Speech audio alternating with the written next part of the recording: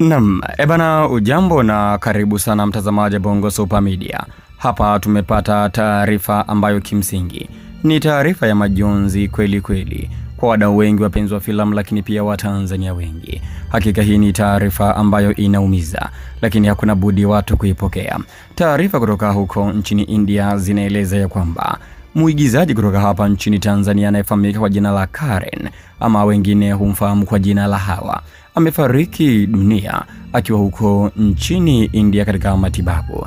Taarifa hizi zinaeleza kwamba Hawa alikuwa ni miongoni mwa mtu ambaye anasumbuliwa na tumbo kwa muda mrefu sana hapa nchini Tanzania, na taarifa zikaendelea kusema ya kwamba tumbo hili la Hawa limemsumbua miaka mingi na mwisho siku alifanywa operesheni zaidi ya 20 katika hospitali mbalimbali hapa nchini Tanzania, lakini bado tumbo liliendelea kumsumbua. Hakika ilibidi watu wafanye jitihada za hapa na pale kwa ajili ya kuhakikisha Hawa anakwenda nchini India kwa ajili ya kupata matibabu zaidi. Lakini alipofika huko nchini India ameendelea vizuri na matibabu, lakini kumbe Mwenyezi Mungu alipanga kwamba tumbo hili ndio itakuwa chanzo cha Hawa kuondoka hapa duniani, na ripoti mbalimbali zinaeleza kwamba kwa sasa Hawa amefariki dunia. Hii ni taarifa ambayo imetoka kwa siku ya hii leo, breaking news. Hivyo taratibu zinaendelea huko nchini India kwa ajili ya kurejesha mwili hapa nchini Tanzania ili watu waendelee na taratibu zingine.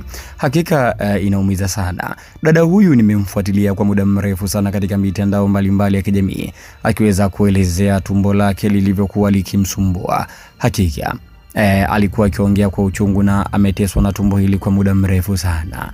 Pengine kufa kwake wengine huwa wanasema kwamba anaenda kupumzika, japo hakuna ukweli ndani yake, lakini pengine kifo hiki kimeweza kumtoa katika majonzi makubwa aliyokuwa nayo kwa muda mrefu, kwa maana amefariki dunia.